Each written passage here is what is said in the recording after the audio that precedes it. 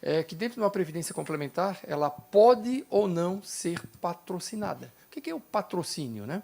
Patrocínio é você fazer a previdência complementar e o seu órgão de origem, onde você trabalha, está com problema. Quer que fale aqui? O seu órgão de origem, ou no caso a Assembleia Legislativa, também contribuir para a previdência complementar. Isso é o melhor dos mundos. Imagina, cada R$ 1 que você coloca, o seu patrão coloca também R$ 1. Né? Então, quando a gente se discute, né, Eduardo, a previdência complementar e tem um patrocínio do lado, é o melhor dos mundos. E é lógico, né? Junto com isso, vem a rentabilidade, vem contribuições extraordinárias, e isso vai o quê? O teu saldo vai acumulando. Em falar em saldo acumulando, é por isso que nós convidamos aqui o BNP Paribas. Já quero agradecer, é um parceiro da SCPrev. A SCPrev, vocês sabem, que ela administra a Previdência Complementar, então é uma entidade de Previdência Complementar fechada. Ela, apesar de administrar para os servidores públicos de cargo efetivo, ela não é um órgão do governo. Tá? Isso é bom já deixar essa diferenciação, porque as pessoas perguntam, é mais um órgão do governo? Não é. Tanto que a SCPrev, as suas despesas administrativas, os seus órgãos de governança trabalham de forma independente do governo. Então, a gente não precisa de R$ 1 do governo para poder pagar a conta de energia elétrica, água, enfim. Tá? Isso é uma determinação legal federal e a gente segue à risca isso. Mas, falando um pouco da Previdência, né, por isso é o motivo aqui da vinda de um especialista na área, uma pessoa de comunicação que vai falar com vocês, mas entender um pouquinho, né, de previdência complementar, de quando que eu posso fazer, é vantagem, não é vantagem. E nós temos que ter consciência que nós temos uma previdência pública que atende a todos. E essa previdência pública é obrigatória. Quer queira você ou não, ela é obrigatória. Então, você desconta lá 11%, 11 mais alguma coisa por cento para a previdência complementar, aliás, para a previdência pública, que é o regime geral de previdência e social, e tem o INSS administrando essa nossa previdência pública. Só que, independentemente da sua remuneração, se eu ganho 8, 5, 10, 20, 30, você vai receber, no máximo, o teto do INSS, que hoje está em torno de R$ 7.700. E como exemplo, né, então eu vou ganhar R$ 7.700 toda a aposentadoria? Não, porque isso é uma média e, além disso, esse seu benefício ele não é corrigido como o teto. São correções diferentes. E eu sempre gosto de trazer exemplos práticos. Aí eu trago lá de casa, né, que é o meu sogro, se aposentou, vocês devem conhecer a Celesc, ele se aposentou pela Celesc. Então, ele tinha, porque ele já faleceu, aí eu vou contar um pouquinho da história, então ele tinha o emprego dele, Celesc, ele se aposentou, e INSS, ele ganhava quase o teto do INSS. Hoje, como ele faleceu já faz 10 anos, então ele ganhava, hoje seria em torno de 7 mil que ele se aposentou. R$ 7.000. E ele tinha também a Previdência Complementar, que é a Celos. Por sorte, ele fez a Previdência Complementar quando ele entrou, quando ele tinha 18 anos, lá na Celesc. Porque hoje, o benefício pago pelo INSS não chega a R$ 4.000. Não chega. Se aposentou com quase o teto. Não chega a 4.000. 3.900, por aí. E o que salva a pensão, no caso, a minha sogra, é a Previdência Complementar. Porque a Previdência Complementar, com o saldo dele, claro que ele são tipos diferentes, né, que é benefício definido e contribuição definida. Hoje não pode mais ter benefício definido. Então, ela consegue complementar a pensão dela, ela está com 81 anos, justamente por conta da Celos, da Previdência Complementar. Mas quando que ele começou a Previdência Complementar? Assim que começou a trabalhar. Então, a gente fala, né, a gente não, tem que tomar cuidado com a procrastinação, ou seja, só vou decidir lá na frente. Não, amanhã eu vejo. Amanhã eu vejo, depois eu faço, vou consultar os meus colegas. Então, temos que ver isso também, mas é claro, né, tem as outras pessoas que falam assim, mas eu já estou com 30, 40, 50 anos. Aí tudo depende também, como a gente fala de patrocínio, né? Tudo tem que verificar também a negociação com o patrocinador, de que forma que ele vai fazer assim, pô, já estou há 10 anos, 5 anos trabalhando, será que tem como fazer eu pagar todo aquele atrasado? Isso é negociação. Agora, aqueles que estão entrando hoje no mercado de trabalho não podem perder tempo. Vai chegar lá na idade da minha sogra, com 81, e vai olhar para trás. Olhar pelo retrovisor, previdência, é o pior erro. Você tem que tomar a decisão hoje, né? Por isso que a gente fala do alto custo da procrastinação. Mas eu não sou palestrante, o palestrante é o Aquiles, né? Eu só estou fazendo uma introdução para vocês conhecerem um pouco da Previdência, né? Esse CPREV, ela que administra a Previdência Complementar, no qual o plano de Previdência que está sendo instituído aqui na Assembleia Legislativa, a SCPREV vai administrar também. Dos servidores públicos, nós já ultrapassamos aí 350 milhões, né, de patrimônio administrado em apenas 7 anos. Lá tivemos também um benefício especial, ou seja, aqueles que quiseram migrar, ou já tem um tempinho, conseguiram também, aquilo que eu falei de contribuição extraordinária, e tem um patrimônio bastante interessante. E outra coisa também que é interessante é a proteção familiar. Você tem que pensar no seu futuro, e se acontecer alguma coisa comigo hoje? Como é que vai ficar a minha esposa, meu filho, a minha família? Isso tem que ser pensado também. Eu acho que o doutor Aquiles vai falar também sobre isso, né? Então, só apresentando rapidamente o nosso palestrante. Aquiles Mosca, ele é economista, formado pela USP. Ele é mestre em administração, foi na França, e é autor de livros Investimentos sob Medida e Finanças Comportamentais.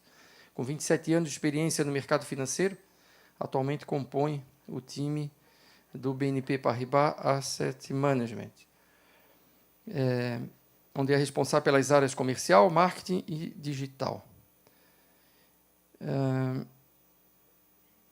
Ele é gestor dos fundos, leciona na carteira de Finanças Comportamentais aplicadas à FGV de São Paulo, é colunista do jornal Valor Econômico e blog do Valor Invest.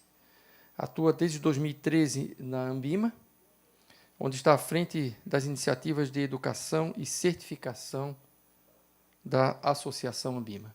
Então, com vocês, só para um pouco da dinâmica, né? Ele vai fazer uma apresentação de 30 a 40 minutos, até para não ficar muito monótono, né? A gente vai falar mesmo assim do básico, né? da Previdência Complementar, da importância, e depois a gente abre para discussões, fiquem à vontade e perguntas. Tá?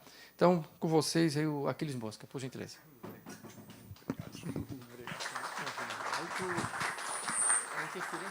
Tem uma zona de interferência aqui, onde não. Acho que é para esse canto aqui a gente não tentou ainda, né? Acho que aqui tá melhor. Né? Bom dia, gente. Tudo bem? Então vamos lá. A gente vai falar aqui, então, como o Célio mencionou. Não, é mais para cá no meio. Aqui, vou ficar aqui na frente. Não vou me mexer muito. A gente vai falar sobre educação previdenciária, né? E eu sempre gosto de começar esse nosso papo aqui da educação previdenciária com esse gráfico aqui, né? Onde são dados do IBGE, né, que nos mostram que no Brasil, hoje em dia, né, só esse contingente muito pequeno aqui de 3% dos aposentados conseguem se sustentar 100% com recursos próprios. A gente está falando assim do aposentado que faz frente a todas as suas despesas sem recorrer a ninguém, ou sem precisar continuar trabalhando, ou sem precisar reduzir o seu padrão de vida. Né? A gente vê que os 97% restantes, né, aqui, 45%, quase metade, depende de parentes, principalmente dos filhos. A gente vai ver que isso é um tema importante, porque a gente tem cada vez menos filhos para o casal, e está aumentando o número de casais que não têm filhos. Mas a grande previdência, entre aspas, do brasileiro hoje são os parentes, né, principalmente os filhos. 26% continua trabalhando, e não tem nenhum problema com isso. A questão é que nesses 26%, quando a gente faz pesquisa nessa parcela, esses 26% trabalham porque precisam, não porque querem. Né? São levados a continuar a trabalhar para complementar a aposentadoria do INSS, o regime geral. Né? E outros 26% aqui, mais um quarto, mais ou menos, reduz significativamente seu padrão de vida após a aposentadoria. O que acontece na grande maioria dos casos é uma combinação das três coisas. Os filhos ajudam, então os pais se tornam um piso financeiro para os filhos, o aposentado continua trabalhando, muitas vezes numa atividade com uma remuneração pior ao que tinha durante a vida pré-aposentadoria, e tanto os filhos quanto os pais reduzem o padrão de vida. O mais comum é uma combinação dos 3 fatores, né? Então, a questão que a gente vai conversar aqui bastante hoje, né, e sobretudo ressaltando o papel da previdência complementar, que o Sérgio mencionou, é o que a gente faz para aumentar esses 3% aqui. Quais são os comportamentos, né, que ao longo da vida financeira nos ajudam, né, e quais são os comportamentos que prejudicam, né, a gente não ter essa parcela azul aqui aumentando, né?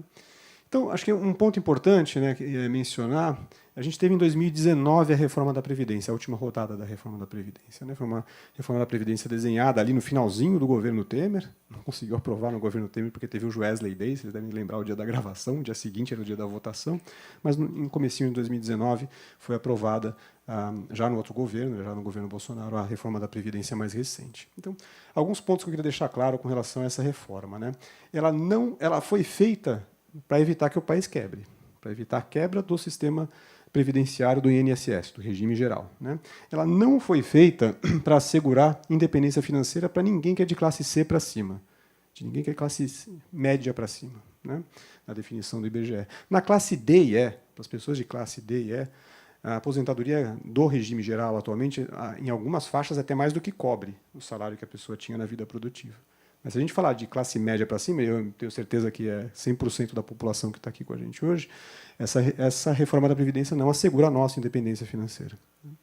Então, essa independência financeira vai depender de nós mesmos, né, da capacidade de formar poupança previdenciária para nós mesmos utilizarmos no futuro, né?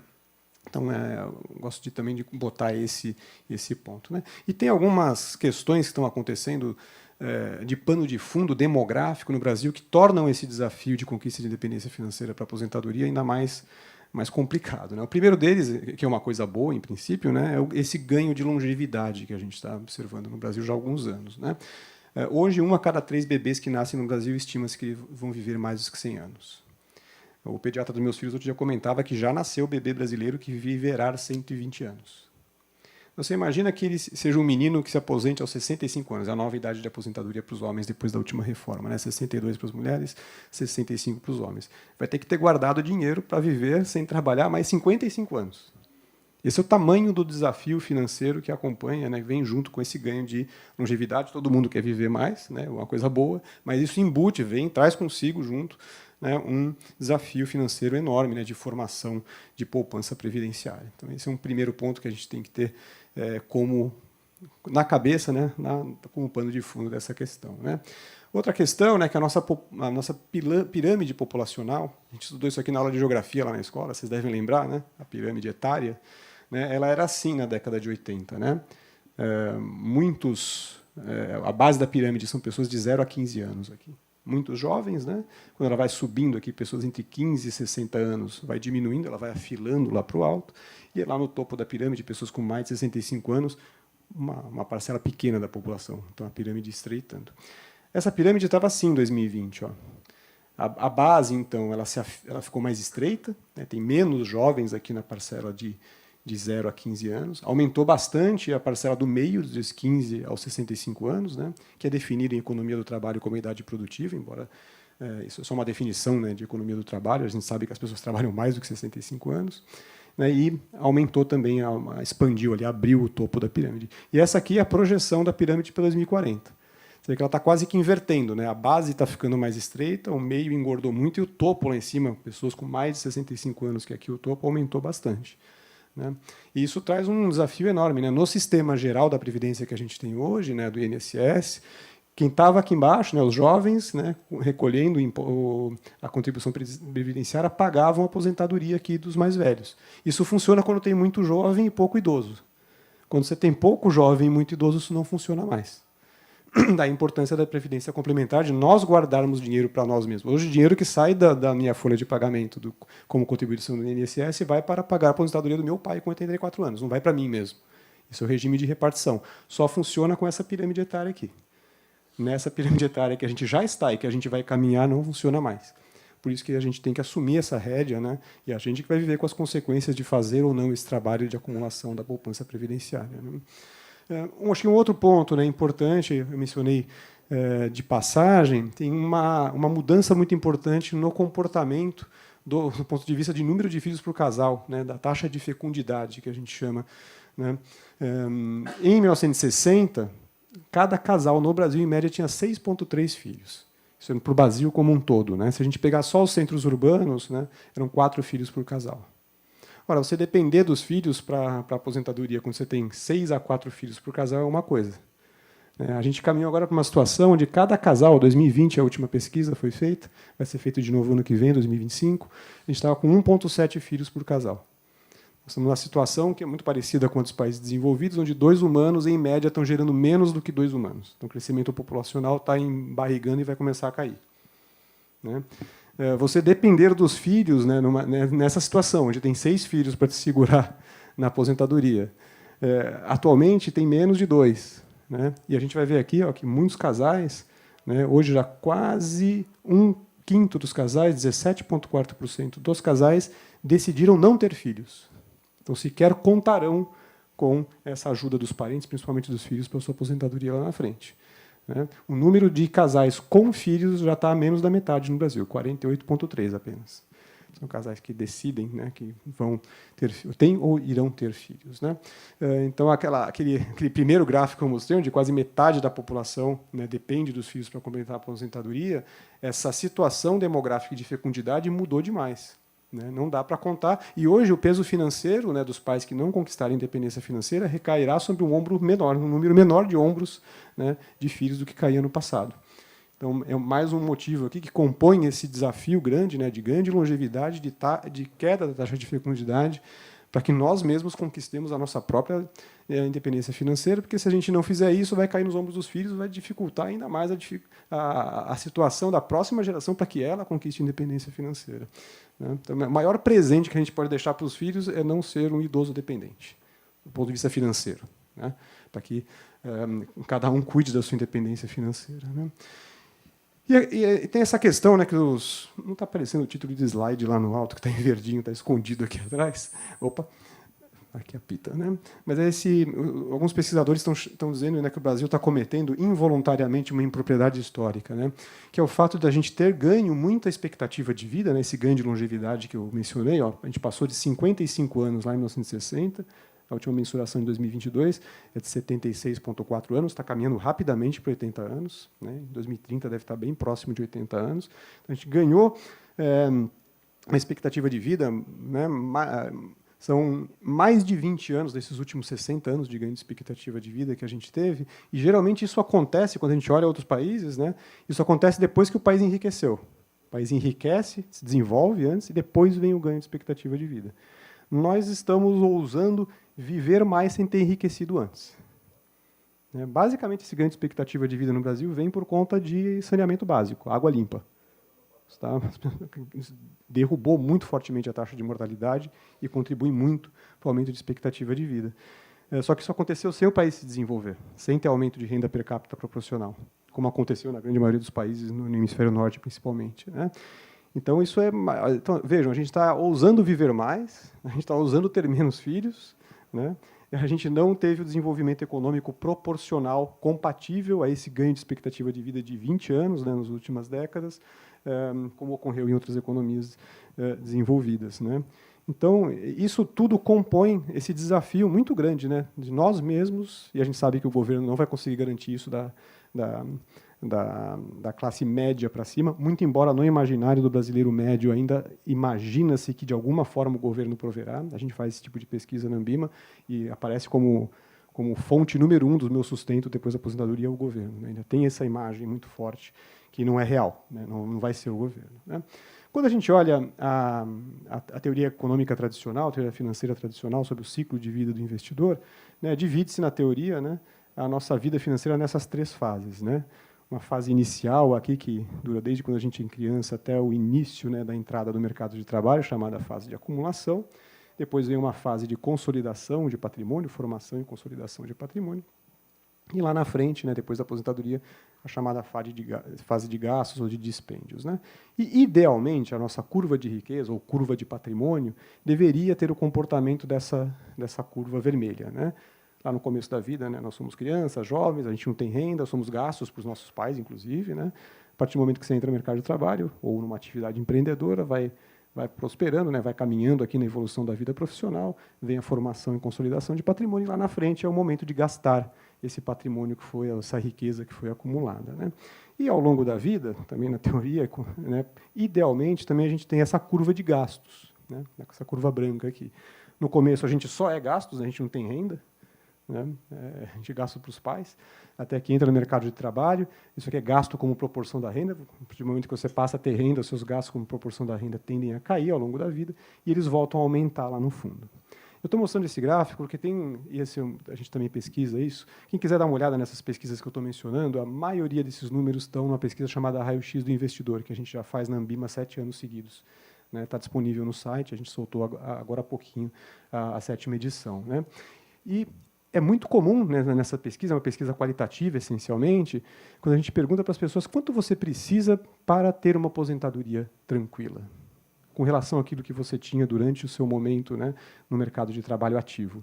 E a maioria das pessoas responde, olha, se eu conseguir cobrir 70%, 80% dos meus gastos, eu vou estar bem, eu vou ter independência financeira. E não é isso que acontece na prática. Vejam que essa curva branca ela sobe lá no final. A curva dos gastos dispara no final, depois da aposentadoria. Por que acontece isso? Ela vai para 110, 115, às vezes 120% do padrão de gastos durante a vida produtiva. Basicamente por gastos com saúde, plano de saúde, tratamento, medicação, né? E o terceiro fator que as pessoas subestimam demais é o tempo livre. Né? Eu trabalho no banco lá hoje, junto com o Eduardo aqui, a gente está o dia inteiro lá no escritório, o banco está pagando a luz que eu estou consumindo. Eu vou no banheiro, dou descarga, ele pagou a água. Minha alimentação, o banco está pagando também, a gente tem o ticket. Né? No momento em que eu me aposento, todo passo que eu der é autopatrocinado. Eu vou fazer frente a esses gastos. E as pessoas subestimam como isso consome, né? E isso, em muitos casos, aumentam até os gastos. A pessoa quer aproveitar também a aposentadoria, né? Sair com os netos, quer viajar e tal. Então, a gente tem que estar preparado para ser capaz de fazer frente até 120% dos meus gastos que eu tinha na vida produtiva. Mas o imaginário médio é que se eu tiver 70%, 80% vai dar certo. Ou seja, para a maioria das pessoas vai faltar 40% a 50% dos gastos que efetivamente vão acontecer depois da aposentadoria. Né?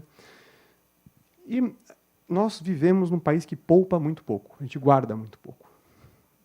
Cada pessoa aqui tem o seu número, né, de quanto consegue guardar do seu salário, mas quando a gente pega o agregado da população, olhando então também de novo classe média para cima, né, a população que tem algum potencial de poupança, classe D e E, de fato, a renda vai inteira para a subsistência, né, quando a gente olha a base da pirâmide. Mas da classe C para cima, há um potencial de poupança. Né. Em média, o brasileiro de classe média para cima poupa de 10% a 15% da sua renda todo ano. É uma das menores taxas de poupança do mundo. Eu vou mostrar uma comparação aqui mais para frente. Né? A gente é gastão, a gente gosta de consumir, na verdade. Né? Então, quando a gente pergunta, né, por que poupa-se tão pouco, a resposta número 1 que vem espontaneamente, é que eu não ganho o suficiente para poupar. Quase 45% das pessoas colocam a responsabilidade da baixa de poupança, né, da classe média para cima, classe C, B e A, no salário. Né? Reparem que as pessoas estão colocando a responsabilidade aqui em algo que você não controla. Né? Eu não controlo o meu salário. Eu posso me esforçar para ser promovido, eu dou aula, por exemplo, para complementar a renda, escrevo no jornal, tenho livro e tal, mas eu não controlo totalmente a minha renda. Né? A segunda resposta mais frequente, que é quase igual no fundo à primeira, é que poupança, né? Não, aqui não é a caderneta de poupança, é o hábito de poupar. Né? É para quem é rico, é para quem tem muito dinheiro. Então, reparem que 67%, 2/3 da população quase, bota a culpa da baixa poupança em algo que está fora do seu controle, que é a sua renda. E só uma minoria aqui, 15%, fala, puxa, eu gasto. Eu gasto, tenho dificuldade de controlar meus gastos. Tudo que entra, eu gasto. Né? Uma minoria mostra essa consciência e tem 18% que não sabe nem para onde está indo o vento. Né?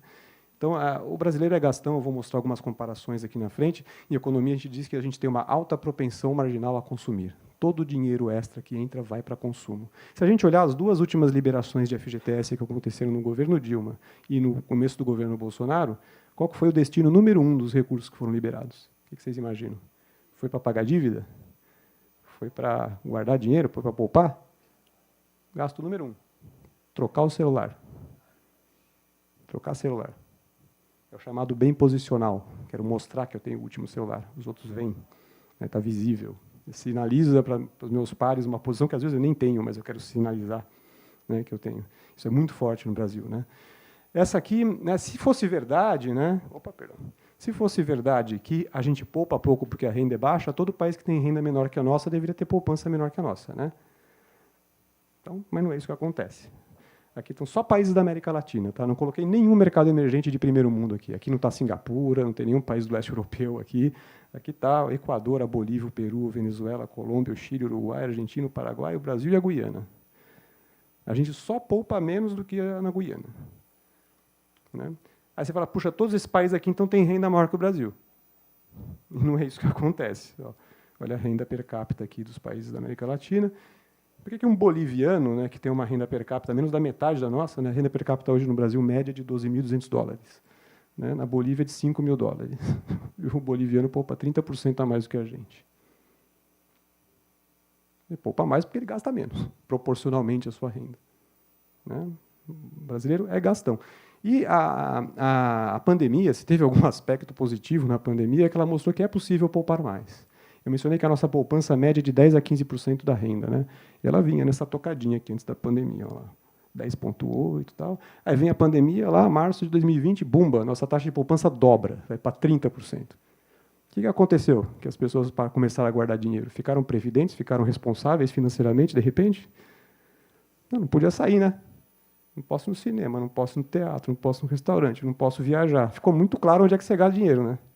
Esses são os gastos chamadas despesas variáveis. São aquelas despesas que eu posso decidir fazer ou não. Se eu vou jantar fora de casa 20 vezes por mês ou 10 vezes por mês, é uma decisão minha. Eu posso decidir chamar meus amigos em casa e poupar a diferença daquilo que eu vou gastar menos, né? Então, ficou muito claro que dá para poupar mais, né? A gente fez a pesquisa, né, na edição de 2021, logo, né, na sequência ali do impacto inicial da pandemia, a gente incluiu na pesquisa Raio-X do Investidor, da onde que veio essa poupança a mais. O que aconteceu? Que a gente passou a poupar no padrão, né, de Singapura, né, no padrão da República Tcheca, né, que são países emergentes já de primeiro pelotão, né, que já estão caminhando para um nível de desenvolvimento maior. Você veja, a maioria das pessoas fala o seguinte, eu diminui gastos, deixei de sair, né? Segunda razão mais frequente, eu evitei compras desnecessárias, né? A terceira razão, controlei despesas. Aqui está dividido por classe, tá? Classe A e B, C, D e E, né? Depois, guardei uma parte do salário todo mês, passei. 64% dos brasileiros entraram na pandemia sem ter um centavo guardado de investimento, né? Passou a guardar 11%. Né? Trabalhou mais 10%, aqui trabalhou o lado da renda mesmo, né? Mas é possível poupar mais se a gente controlar a despesa, sobretudo as despesas variáveis. Tem despesas que são fixas, a gente não consegue controlar, o básico da alimentação, da moradia, do transporte, a gente tem muito pouca flexibilidade lá. Mas as despesas variáveis, aquelas que eu posso ter alguma ingerência, é ali que está a chave para se poupar mais, e a pandemia deixou isso muito claro, dobrou a taxa de poupança dos brasileiros. Quando a gente fala de poupança para aposentadoria, também o Brasil tem as menores taxas de poupança, dinheiro guardado com o objetivo de fazer a previdência complementar, que o Célio mencionou, que é o que vai garantir se a gente vai ter independência financeira depois da aposentadoria. Eu coloquei aqui uma comparação com vários países, né, do mundo, desenvolvidos e emergentes, e aqui a gente dividiu, né, nesse gráfico, na barrinha azul, mais clarinha, os 60% mais ricos do país e os 40% mais pobres, né? E a gente vê que, quer sejamos um brasileiro entre os mais ricos ou entre os mais pobres, a gente tem das menores taxas de poupança quando comparados tanto com países emergentes quanto com desenvolvidos, né? Então, a gente vê aqui a média dos países de baixa renda, né? A gente poupa menos, quer sejamos ricos ou pobres, né? Aqui a média dos países de alta renda, né? Por que um mexicano poupa 5 vezes, um mexicano rico poupa 5 vezes mais do que um brasileiro rico? Por que um mexicano pobre, né, poupa mais de 4,5 vezes mais do que um brasileiro pobre? A gente tem rendas per capita muito semelhantes, inclusive, né? A gente é gastão, o brasileiro gosta de gastar, né? A chamada propensão marginal a consumir que eu mencionei, de qualquer dinheiro extra que entra, vai para consumo, né? Vai para o tal principalmente para bens posicionais. E chega ao patamar, né, de levar o brasileiro ao endividamento. E a gente sempre ouve falar assim, a economia americana ela é movida a crédito, né? O americano se endivida, né? O nível de alavancagem, né, que é o nível de endividamento, é muito alto nos Estados Unidos, isso é um perigo. É igualzinho ao brasileiro o nível de endividamento. Mais ou menos 35% a 40% da renda né, do americano de classe média e também do brasileiro de classe média está comprometido com o financiamento. Agora, tem uma diferença muito grande no endividamento que o americano faz e que nós fazemos. O endividamento médio do americano vai para duas coisas. Comprar casa, crédito imobiliário, né, e pagar a faculdade para os filhos. As duas são formação de patrimônio. As duas, né, é a formação de capital humano e a formação do seu capital físico, onde você vai morar. O brasileiro se endivida para trocar televisão em ano de Copa do Mundo, para trocar de celular, para trocar o carro a cada 2, 3 anos. É só bem de consumo. Né? Tirando o carro, não é coisa que entra no seu imposto de renda. Né? A gente se endivida com bem de consumo mesmo. Né?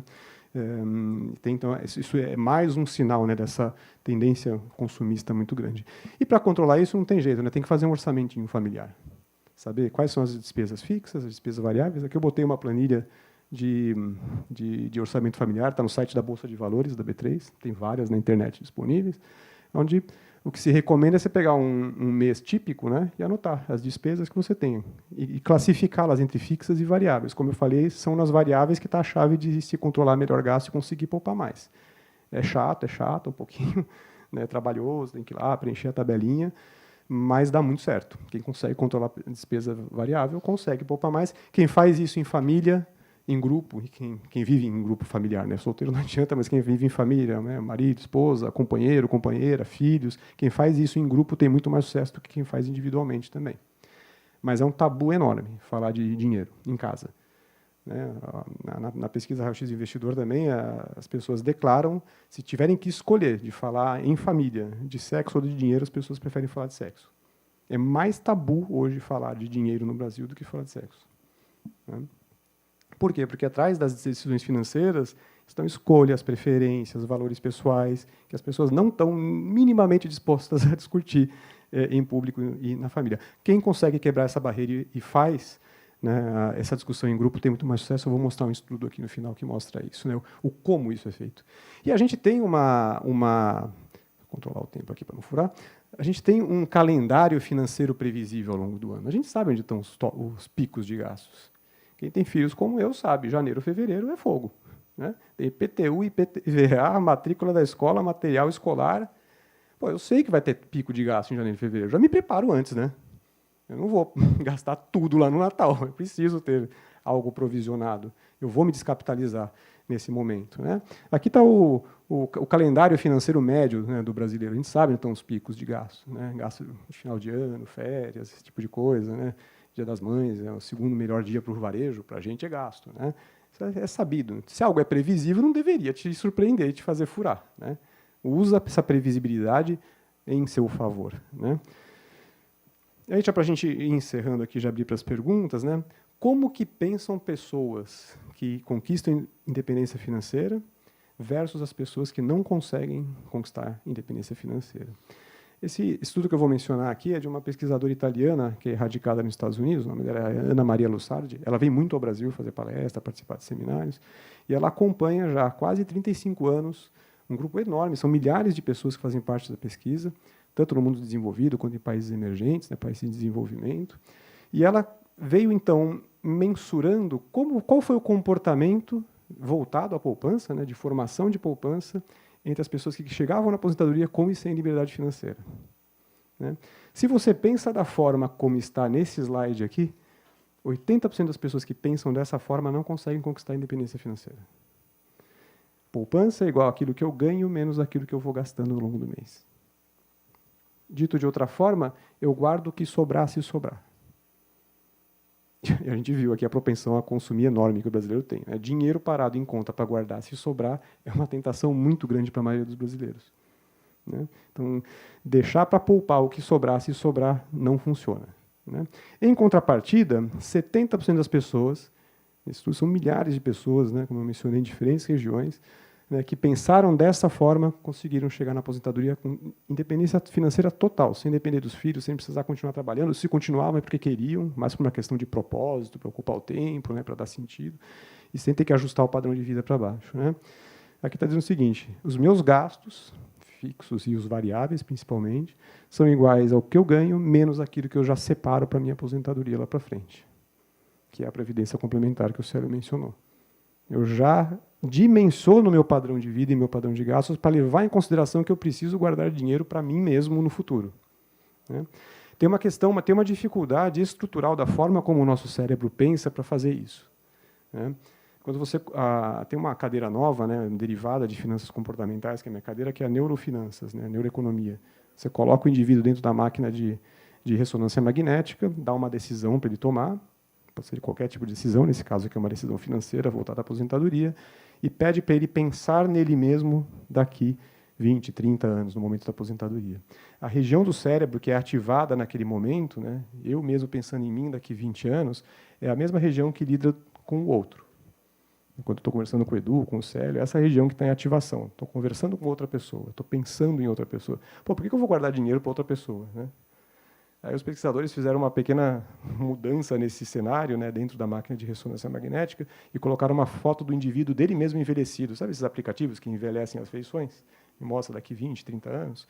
Nesse momento, quando ele se viu, né, envelhecido, a região do cérebro que trata essa informação passa a ser a região do cérebro que trata do eu. E essas pessoas tomaram decisões de poupança 20% melhores do que quem não tinha essa fotinho ali aparecendo. Né? Só para mencionar que o buraco é muito mais embaixo. Né? Nosso cérebro não está muito bem preparado, ele não foi equipado ao longo do processo de evolução da raça humana para lidar com essa imagem de nós mesmos daqui 20, 30 anos. É algo muito etéreo. O nosso cérebro trata essa figura como outra pessoa. Né? Por que eu vou guardar dinheiro para outra pessoa?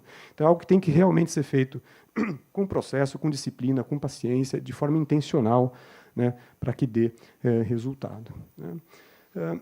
No tempo, né, joga muito a favor de quem começa a poupar cedo. Né, é a mágica dos juros compostos, né, que é muito prejudicial com uma dívida, com um financiamento, ela é muito benéfica com o investimento. Né. Eu coloquei aqui, são algumas simulações, está pequenininho, talvez para vocês verem, mas eu botei aqui uma pessoa com 25 anos, quanto que ela precisa guardar todo mês, né, supondo aqui um juro real de 5% ao ano, hoje está até um pouco acima disso, né, os juros acima da inflação, para chegar lá aos 65 anos com R$500 mil guardado. R$500 mil guardado, por que essa fiz essa simulação? Seria o suficiente para pagar os custos fixos, só os fixos, de uma família de classe C por 10 anos. Você já chegaria na expectativa de vida do brasileiro atualmente. Né? Só para a gente ter uma noção de sensibilidade. Poupança por mês? R$561. Você guardar pouco mais de R$500 por mês, pouco menos de 600, você chega lá aos 65 anos, que é a idade de aposentadoria dos homens, agora depois da reforma da Previdência, com R$500 mil guardado, você conseguiria cobrir os custos fixos de uma família de classe C por 10 anos. Chegaria na expectativa de vida média do brasileiro hoje. Só para ter uma noção da sensibilidade. Tá? Se deixar para começar a guardar esse dinheiro lá com os 40 anos, então perdi 15 anos, fiquei 15 anos só aproveitando. Já tem que mais do que dobrar o esforço de poupança, só preciso guardar por mês quase R$1.300. Deixar para começar aos 50 anos, tem que guardar quase R$2.500. Deixar para começar aos 60, tem que guardar mais de R$8 mil por mês. Né? Então, o tempo joga muito a favor de quem começa cedo. Né? Então, isso é um estímulo para quem é jovem começar logo. Né? Se não aderiu a uma previdência complementar, faça adesão e já comece desde já, porque conforme o tempo vai passando, o degrau vai ficando maior. A gente tem a expectativa de que os juros reais vão cair em algum momento no Brasil. Né? Nesse momento aqui ainda está elevado, não está tão elevado como foi alguns anos atrás, quando a gente desconta, né, a inflação dos juros reais. Mas imaginem que esses juros aqui de 5% acima da inflação, que é o que a gente tem hoje, muito próximo disso, caia para 2% acima da inflação, uma situação econômica mais normalizada, né, que pode acontecer nos próximos anos. Né? Se isso acontecer, né, se o juros real cair 2%, né, de 5% acima da inflação para 3% da inflação, em vez de eu guardar lá, começando aos 25 anos, R$500, eu preciso quase dobrar o que eu preciso guardar. De 561 precisa passar para quase R$1.000 que eu tenho que guardar. E parece pouco intuitivo, né? Pô, o juro real caiu 2%, eu tenho que dobrar meu esforço de poupança todo mês? É isso mesmo. E o nosso cérebro não apreende isso de direito, porque juros é variável exponencial, né? E o nosso cérebro funciona de forma linear. Então, é pouco intuitivo. Né? Você veja lá, que vai começar aos 40 anos aqui, já não tem que guardar mais 1.200 por mês, tem que guardar quase 1.800 por mês. É pouco intuitivo esse comportamento dos juros exponenciais. Né? Aí você fala, puxa, não, mas eu vou viver mais. Eu posso trabalhar, não preciso me aposentar aos 65, eu posso deixar para aposentar aos 70. Será que isso resolve se eu continuar guardando os mesmos 561, em vez de me aposentar aos 65, eu for me aposentar daqui 5 anos para frente? Vocês acham que tapa o buraco? 5 anos a mais de poupança resolve? Não, precisaria trabalhar 18 anos a mais se você continuar guardando os mesmos 561 por mês. é muito pouco intuitivo, né? Caiu 2% o juro real, de 5 para 3, preciso trabalhar 18 anos a mais. É por conta do comportamento exponencial. Né? E o nosso cérebro não funciona direito com variáveis exponenciais. Né? É contra-intuitivo. Né? Essa era uma pergunta aqui com relação ao plano. Tem perfil de investimento? Para escolher, não, né? Não tem. Então, por conta do tempo aqui, eu vou pular um pouquinho a parte do perfil. Né? E acho que já está num momento bom, estou estourando o tempo, né? Para a gente abrir para perguntas e respostas. Vou deixar meu e-mail aqui, quem quiser se corresponder, pedir a referência dos materiais que eu apresentei, mas a gente podia caminhar agora para o nosso bate-papo. Está aberto aqui? Eu acho que não. Pode ficar com o microfone. Aquiles, agradecemos aí a tua apresentação, muito obrigado. Já peço desculpas, né, que foi bem básico, justamente para a gente conhecer, né, o que fazer para a gente poupar. E é interessante, se tu puderes voltar ali na apresentação, eu acho que eu consigo aqui, nesse gráfico, porque foi exatamente o que eu conversei com o pessoal no início, né, porque o bacana de ter a previdência complementar quando você tem alguém do lado contribuindo junto com você, que é o patrocínio. Então, esse esforço, Aquiles, me corrija se eu estiver errado, então esse esforço inicial aqui, todo esse esforço inicial é cortado pela metade, porque contribui você e contribui também o patrocinador. Né? E ter previdência complementar no Brasil hoje é um privilégio dos privilégios, no local de trabalho. Né? Nessa forma, assim, empregador colocando metade e você metade. Só 3% da população no Brasil hoje tem acesso à previdência complementar no local de trabalho. Então, se você tem e não aderiu ainda, você está deixando um privilégio, né, que poucos têm, de ter alguém que é disposto a participar do seu processo de acumulação, entrando com 50%, no caso, com metade do esforço de poupança. E outra coisa também, eu trago questões para a gente refletir, né, essa do patrocínio, é interessante. E outra coisa também é o retorno da rentabilidade, né, que foi falado, a gente falou em 4,5%, é isso? Falei em 5 naquela simulação, 5, né? E aqui 3. Aí a gente pode dar algo na nossa perspectiva real, né? Ou seja, quem que administra o plano, né? Ou vai administrar. No caso, o plano da SCPREV, que é dos servidores públicos, os investimentos que nós temos lá, nós tivemos um retorno de rentabilidade próximo a 7%. Acima da inflação. Né? Aqui também está descontada a inflação, ali é 5 acima. Né? Então, veja que o esforço também diminui. Então, é uma combinação de fatores que tem que ser pensado hoje. Né? Cada vez que a gente adia mais essa decisão, é contra você, né? Contra o seu futuro. Né? Isso é muito importante. Bom, está aberta quem quiser fazer assim, olha, gente, perguntas, né? Aqui não precisa ser pergunta inteligente ou muitas pessoas pensam, a minha pergunta não vou fazer, que é uma pergunta boa. Gente, essa pergunta boa vai tirar a dúvida da grande maioria. A pessoa pensa que é boa, mas não é não.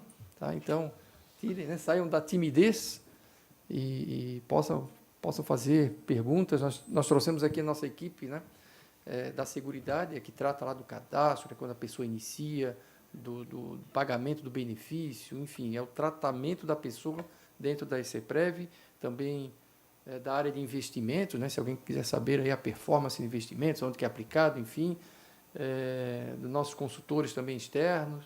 Então, fiquem à vontade para fazer qualquer tipo de pergunta, que toda ela é bem-vinda, tá? Não existe pergunta burra, muito pelo contrário. Tá? Alguém gostaria?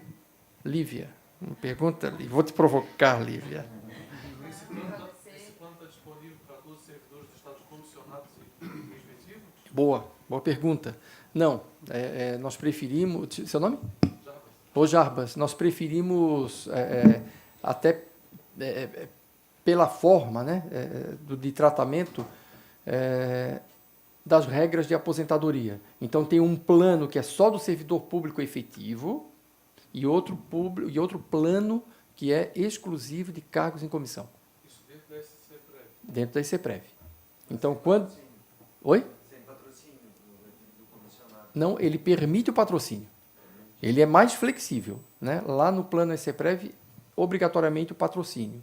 E aqui, nesse plano, ele permite o patrocínio.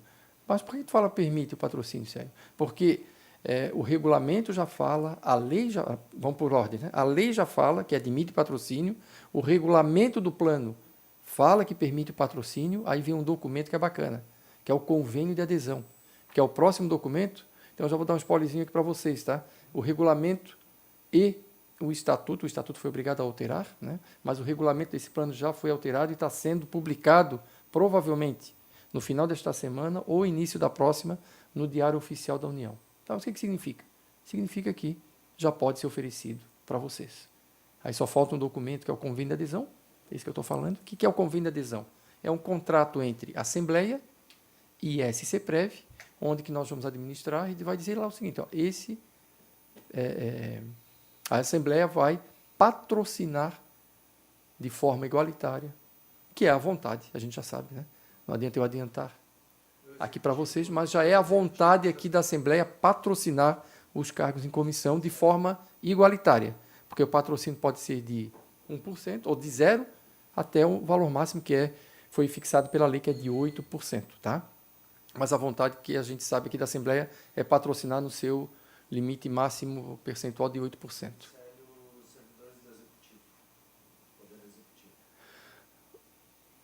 Lá os comissionados, lá não foi, eles nem fazem parte da lei, né? Foi só para Assembleia, Tribunal de Contas, Judiciário e Ministério Público, tá? Os valores percentuais sobre o meu comissionado bruto, Aham. ele é uma tabela, dependendo do valor que eu ganho, eu necessariamente tenho que contribuir com aquele percentual, eu que vou escolher Ótimo. o percentual que eu vou contribuir. Isso. É exatamente isso, né? A previdência complementar, ela é facultativa. Você adere se quiser. Da mesma forma, o percentual. Nós estamos conversando, foi formada uma comissão interna aqui para tratar desses documentos, e também conversando com o doutor André, que é o chefe de gabinete, a gente fazer de forma mais flexível possível esses percentuais. Então, provavelmente, a gente comece com 1%, e vamos ver aí quantos percentuais que nós vamos fazer até 8%. Lembrando que, eu sou cargo de comissão, então eu vou fazer o mínimo, vou fazer 1%. Lembrando que o patrocinador ele vai até a sua escolha, 1%. Então, é claro, né, você que vai fazer a educação da sua remuneração, mas o ideal seria 8%, porque você vai receber os mesmos 8% do patrocínio. Amigo.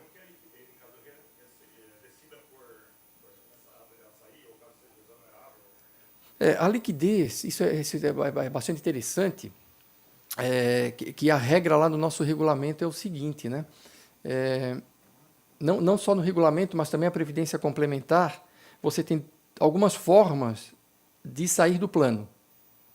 Vamos supor que, eu não sei se você está admitido em algum gabinete, né? Mas você esteja no gabinete que é o mais comum, no gabinete do deputado, o deputado não se reeleja ou ele não quer mais contar com o seu trabalho. E você já tem lá um ano contribuindo e formou lá, digamos, R$50 mil de poupança na sua conta.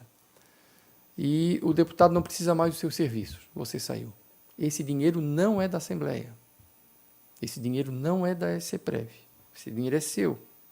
Aí você tem duas maneiras de fazer. Agora eu vou trabalhar, vamos supor, você é da área jurídica, eu vou advogar. Então eu vou levar esse dinheiro para a OBPREV, que é uma previdência complementar. E a gente chama de Instituto da Portabilidade. Então eu vou portar esses meus 50 mil, que foi parte que você contribuiu e parte da Assembleia, eu vou portar esse dinheiro lá para a OBPREV. E vai direto para a sua conta. A rentabilidade vai tudo lá para a sua conta na OBPREV. Não, eu quero continuar aqui na ASCPREV, mesmo não tendo mais vínculo com a Assembleia. Posso fazer? Posso. Eu quero botar a mão no dinheiro, ou seja, quero resgatar, como se fosse uma conta corrente. Eu vou lá e vou resgatar, botar o dinheiro no bolso. Você pode? Pode. Mas aí tem regras diferentes. Como você está fazendo o resgate, você vai levar 100% daquilo que você contribuiu e só um percentual do patronal. Assim, Marcelo, que absurdo. Por que só um percentual? Justamente, Aquiles, porque o patrocínio, o Estado, quer que você poupe, e não que você resgate. Não é para o consumo. Deixe lá o dinheiro. Então, se você resgatar, você vai usar, vai consumir o dinheiro, aí você leva só um percentual do patrocinador, que vai de 10% a 90%, dependendo do tempo que você estiver vinculado ao plano. Além disso, aí tem o nosso grande amigo Leão, né? O Leão da ilha aqui, né? Mas é o Leão Imposto de Renda, que vai aplicar a tabela, seja progressiva ou regressiva, mas é objeto de outra discussão, tá? Entendeu? Então, tem como você utilizar o dinheiro, ou seja, tudo que eu contribuo é meu, né? A portabilidade pode acontecer para um banco público, por exemplo, eu já tenho uma previdência privada na Caixa Econômica. Vou aderir a essa previdência. Caso meu deputado não me queira mais, eu posso pegar a minha liquidez e levar para a Caixa Econômica? Sim, pode. É o mesmo instituto, a portabilidade. Tá? Ou você traga de lá para cá, né? A nossa rentabilidade é melhor que a deles. Certo, Bruno?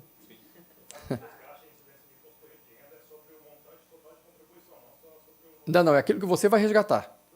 É o bruto. Eu vou resgatar, eu vou usar aquele exemplo que eu falei de 50 mil. Então, 25 mil foi o que eu contribuí. Os outros 25 foi o patronal. Então, os meus 25 já vai incidir imposto de renda. Mas você ficou lá até 3 anos, já vai ganhar 10% dos 25 mil.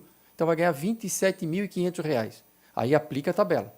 Ou 27,5 se você optar pelo progressivo, ou aí o regressivo é um percentual maior, porque o regressivo ele também favorece aquele que poupa, ou seja, eu só vou consumir esse dinheiro lá na minha aposentadoria. Aí você paga só 10%. Mas aí é outra. É claro que quando for oferecido esses institutos para vocês, né, nós temos lá uma equipe da SCPrev, lá da área de seguridade, que dá todo esse apoio, né, na hora de tomar a decisão, o que eu vou fazer? Tá? Justamente para não ter prejuízo. Tudo aqui que o Aquiles, né, é assim, ó, você não pode levar prejuízo para o seu futuro. O prejuízo já começa em não poupar, né? Aí se você vai resgatar algo, aí está desmontando a casa. E qual é o tempo mínimo de depósito até que eu possa resgatar? O resgate não tem tempo mínimo, né? Existe uma regra que é rompimento de vínculo funcional. Quando eu rompi um vínculo, ou seja, né, você tem a demissão, a exoneração, aí você já tem esse instituto à sua disposição, que é o resgate. Mas eu só posso resgatar quando eu for exonerado, eu não posso resgatar... Não pode, porque o objetivo da Previdência é prevenir você, seja da velhice, de uma invalidez ou da morte. Então, o plano da SCPrev+, né, que é o nome do plano, ele tem essa característica, né, de proteger, né, para aposentadoria voluntária, que a gente chama, e também no caso de invalidez ou morte. Na minha moto eu posso passar por defeito. Se tiver beneficiário inscrito, sim, mas eu não tenho beneficiário. Foi o que aconteceu no plano SCPrev lá dos servidores. Foi no ano passado, retrasado. A pessoa contribuiu. Ele era servidor da fazenda, não interessa de onde que ele era, né? Ele veio a óbito. E ele tinha poucos recursos, que era 1 ano e meio só de contribuição. E ele vindo a óbito, já existe a contratação obrigatória, ou seja, tudo que você contribui, um pedacinho a gente guarda. Justamente, se vier a óbito ficar inválido, não tem saldo nenhum. Imagina, 1 ano e meio não tem saldo nenhum. Era uma remuneração em torno de R$ 10.000, pouco saldo. Só que aí a gente terceiriza esse risco, né, que a gente chama, e veio o seguro e colocou um recurso lá dentro da conta dele. É no CPF dele, não é da SCPrev, é no CPF dele. A esposa não, perdão, ele tinha uma mãe que já recebia benefício pelo Estado, não tinha filho, não tinha esposa. E aí? Para quem que vai esse dinheiro? Não é da SCPrev, não é do Estado. Aí, se não tinha beneficiário inscrito, ela foi lá na SCPrev, a gente orientou, e ela veio com com benefício, como herdeiro legal.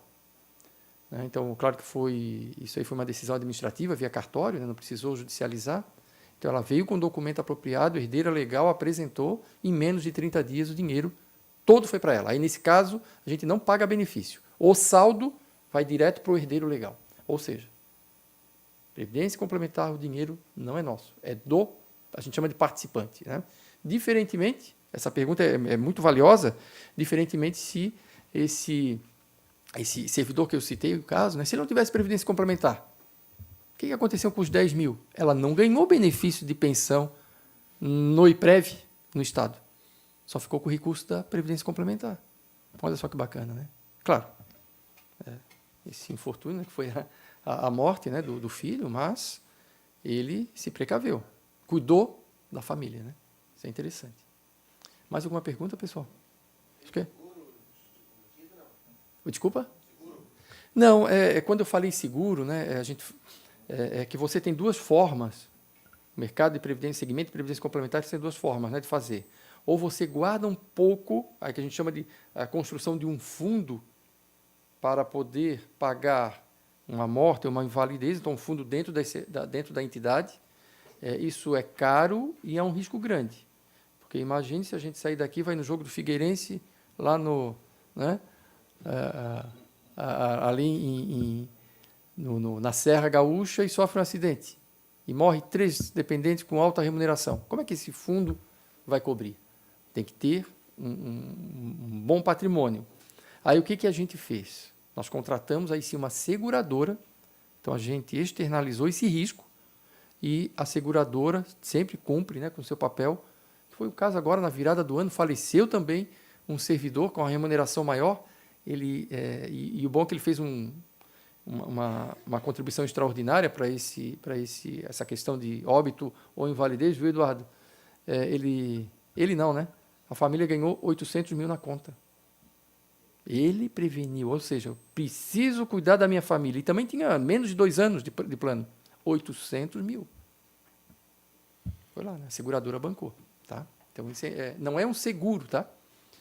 Ele faz parte da Previdência Complementar. E o bom de tudo isso, né, essas contribuições, porque parece, eu vou contribuir R$500, né? Tudo que você contribui, abate do imposto de renda. Então, não é aquela contribuição cheia. Tem que descontar os 27,5, né, Sandro? Então, a gente consegue auxiliar vocês também, tá? Nesse sentido. Pois não.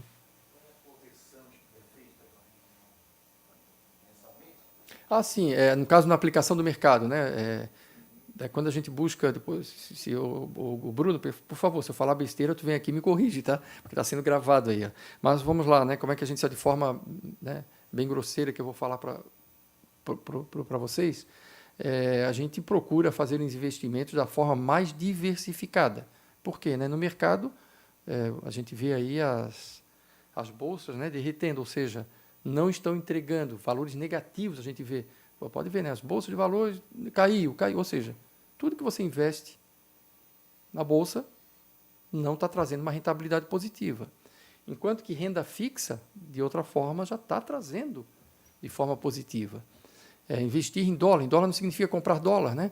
Enfim, tem uma variedade, um segmento de investimentos que a gente faz para que a gente possa, nesse volume, ganhar algo positivo. No caso, foi a rentabilidade dos últimos 12 meses, né, que foi quase 7% acima da inflação. Então, é isso que a nossa área de investimentos vai lá na ICPREV, sempre trazer a maior rentabilidade.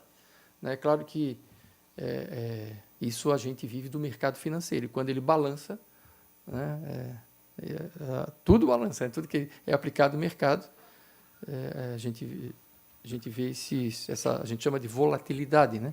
Pode estar lá embaixo, lá em cima ou lá embaixo.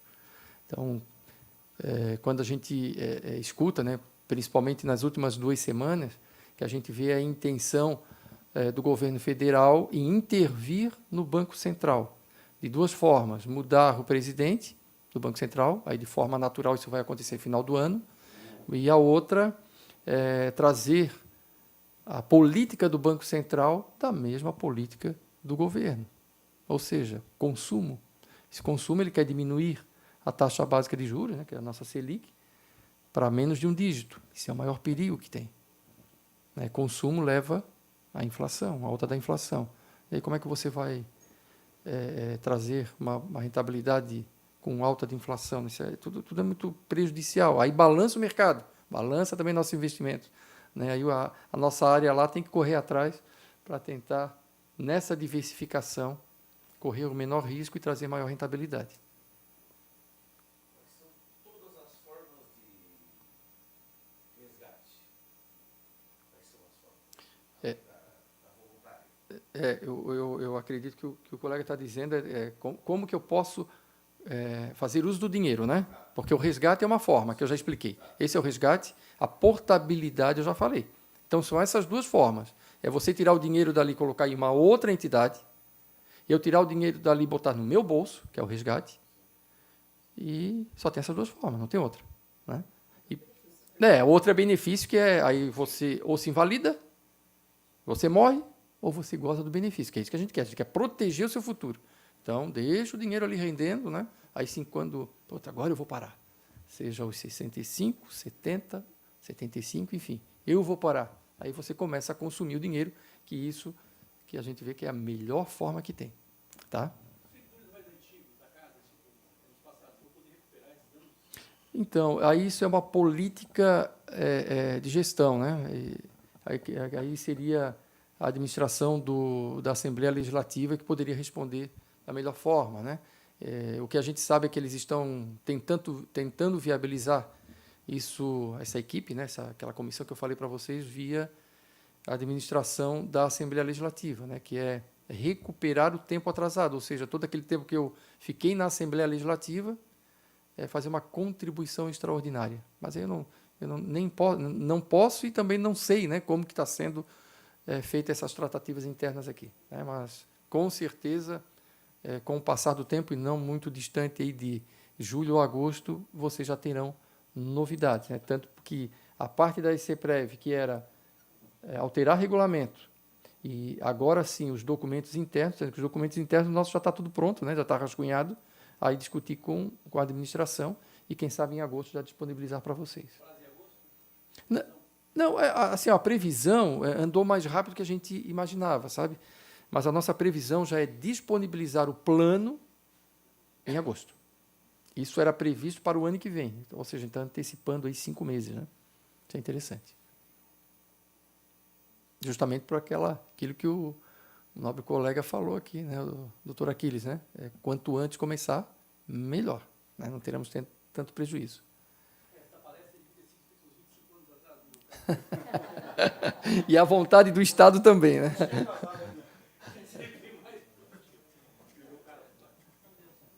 Algumas garrafas de vinho no Ministério da Ó, olha só, né? Não, isso é um bom exemplo, né? Ao invés de eu comprar uma garrafa de vinho de 150 ou duas, né, para dar R$ 200, vou poupar na Assembleia, na minha previdência. Aí não vou tomar duas. Não vou tomar 4, vou tomar 2. É uma forma de poupar, não é isso? É isso aí. Oi? Depende do ângulo que for falado. Bom, pelo adiantar da hora, tem mais alguma pergunta? Não? Bom, Lívia, eu acho que foi gravado, né, no canal do YouTube, né, da Assembleia. Está disponibilizado no YouTube. E em nome do Fabiano, né, que foi o idealizador, nosso diretor legislativo que não pôde estar aqui, ele pediu para agradecer. O doutor André também está com o pessoal da Unali hoje na presidência, não conseguiu sair. Mas agradecer o Célio, que junto com o Fabiano idealizaram essa palestra aqui. Pena que a gente está com poucas pessoas, mas eu acho que foi muito rica, as perguntas também. E principalmente o doutor Aquiles por ter se disponibilizado, né, por todo o seu conhecimento. E vai ficar assim no YouTube, e inclusive o e-mail também. E essa apresentação, não sei se a gente pode disponibilizar, porque eu estou com ela, aí eu posso colocar no grupo dos assessores, enfim, se alguém tiver alguma dúvida, daí pode estar entrando em contato. Isso. Aqui só foi o primeiro passo em relação à Previdência Complementar para vocês. E nós temos todo um plano de comunicação, né, Bárbara, sendo desenvolvido, né, a duas mãos, ou seja, a SCPREV, com a Assembleia Legislativa, porque como vocês têm características diferentes, né, a questão de tempo, horário, enfim, então sempre voltado a melhor atender vocês, tá? Então também canais, né, direto com a nossa equipe lá da SCPREV para qualquer tipo de pergunta ser respondido, tá bom? Em nome da SCPREV a gente agradece, né, esse espaço aberto aqui na Assembleia Legislativa, agradecer também o doutor Aquiles, o doutor Eduardo Louveiro, né, que da BNP Paribas, que nos atenderam gentilmente e estar aqui conosco. Muito obrigado e um bom dia a todos.